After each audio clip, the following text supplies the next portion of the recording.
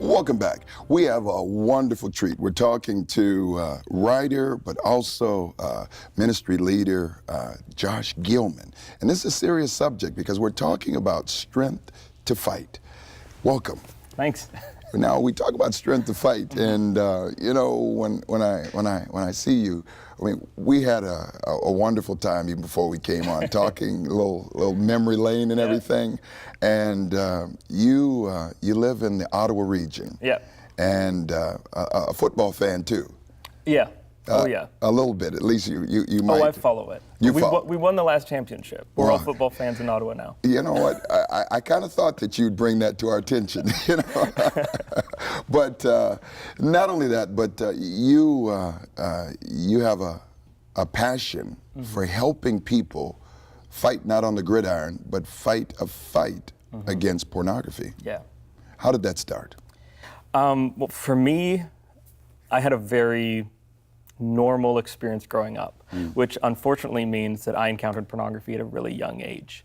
And like the majority of people who grew up with the internet and then with smartphones, dealt with porn addiction.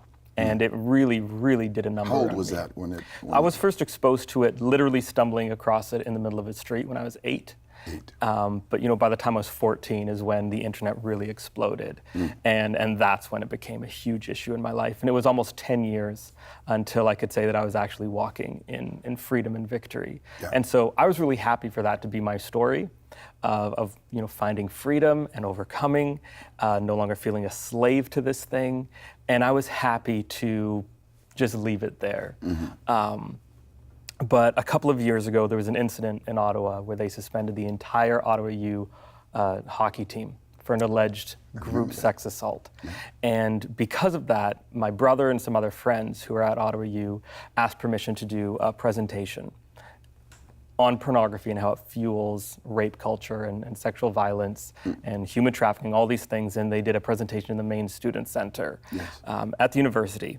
And it was just supposed to be a one-time thing. It went incredibly well, standing room only, and started to get some incredible feedback from people. People who'd been sending us hate mail previously to the event, saying how they were going to, you know, show us up and we were going to look like fools. And afterwards, they're asking us for help to deal with it themselves. So they asked you to come in and actually hold. We asked to go in. Or you asked to go in? Yeah, so it was my brother and some of my friends who they said, can we please come in and do this? And the university said, sure. Yeah. And so we just did that. We threw up some clips of it on YouTube. And over the next year, we got 65 invitations to speak across the country. Wow. And none of us were doing this. This was not our jobs. And I just wanted to help them do the ministry. Yes. To be behind the scenes. But then after a year of that, saying that we could not do this as a hobby, and I began to get more and more passionate about helping other people. Some of the other guys ambushed me in a meeting. They lied to me about what we were going to meet about, and in the meeting they said, we're actually here because we think that you need to go full-time with this ministry, and that this needs to be a full-time thing in Canada. Wow.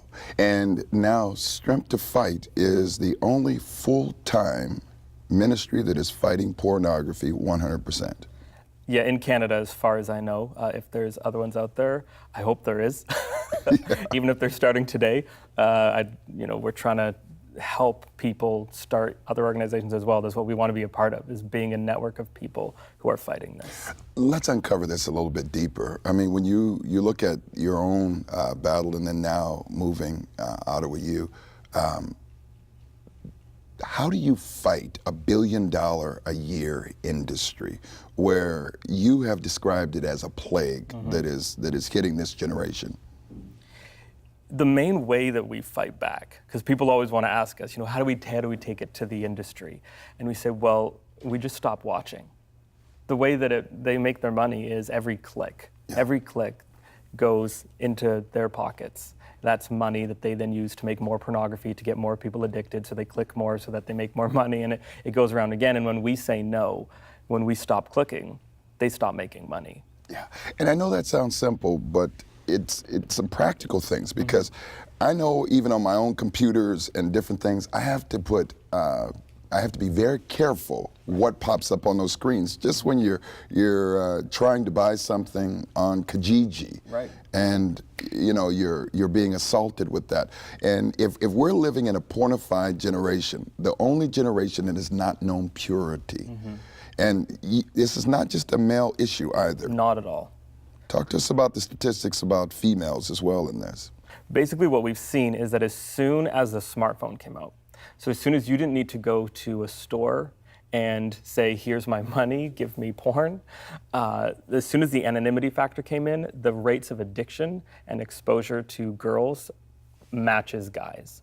And you read those statistics and you think that can't be true, but we go to high schools, we go to universities, and every single place we go when the people come and talk to us afterwards, 100% confirmation that this is absolutely destroying a generation of girls and women. And the problem is, especially in the church, when we only talk about this as a men's issue, then the girls, they have double the shame. They have double the thoughts that they are some despicable human, because they think not only are they struggling with a sin, but they're struggling with a man's sin. You say something that really struck a chord with me as well. You said that it's important to prospect, but also to look at the value of human life. Talk to us about that.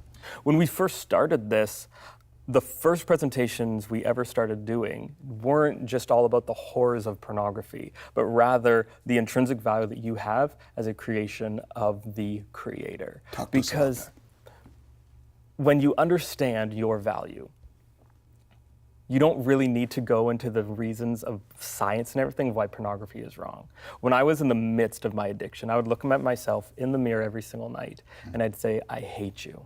Because I had to. In order to accept that these people could exist purely for my benefit, I had to think that people must not have value. And if they didn't have value, then I didn't have value. And the day that I actually began to be able to fight and to find the will to fight was when I finally understood in my core that my value begins and ends with being a creation of the Creator, that there's nothing that I can do about that. And then once I realized that I mattered, well, then you matter, and then they matter.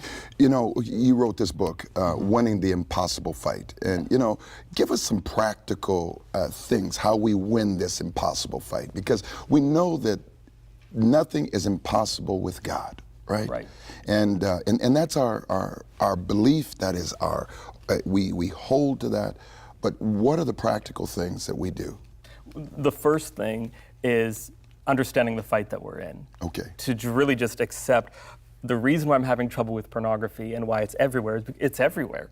That's not in your mind. That's not your imagination. It's coming at you in so many different angles. So the first thing you need to know about winning a fight is what fight you're in. And so it talks a little bit about that and kind of reframes the way we think about this and culture. And then there's 4 steps that are key to any victory over pornography.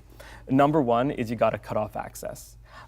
It's like if every closet in your home was filled with pornography, that's what every digital device is in your home. So you got to understand, just recognize where it's coming from. You do whatever it takes. When I decided that I had to fight, I couldn't figure out how to lock down my iPhone. I sold it. I switched to a BlackBerry. You don't know suffering in life until you make that switch.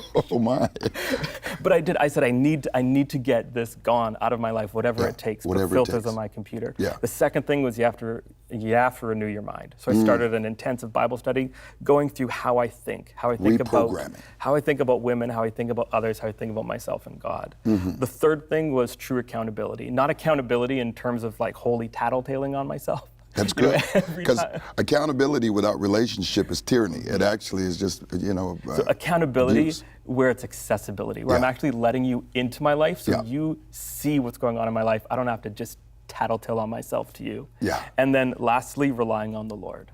I like to think about Nehemiah chapter 4 when they're surrounded by their enemies and they're terrified for good reason. And he gives this great speech and he says, remember our God who is great and awesome and fight for your homes, your wives, your sons. He gives this wonderful speech talking about where the strength to fight comes from. But then at the end of the chapter he says, so neither I nor my men neither of us took off our clothes and we slept with our swords at our side. Yes. He not only trusted that God was the one where the strength came from, Yes. that he could give them the strength to fight. And that's where our name comes from. Amen. Somebody's dealing with this right now. Could you pray even in this closing time? And they need to come out. It starts with this, with a prayer, but it's a process that needs to continue. Why don't you pray with them? Lord, I thank you that you're the one that gives us that strength, and that you're the one that can help us overcome, that you're the one that can lead us and guide us, Lord. Like it says at the end of Psalm 139, Lord, lead me in the way everlasting. And so for those of us that are struggling today, Lord, that we just look to you, and that you would be the one that leads us in the way everlasting. Amen. Winning the impossible fight, Josh Gilman. And, you know, we have to have you back, because this is something that I really believe is impacting this culture. Thank you for the fight that you're fighting, and thank you for being here as well. You know, if you identify with that, 1-855-759-0700, even after we're off the air, remember this, that whom the Son sets free is free indeed. God bless you.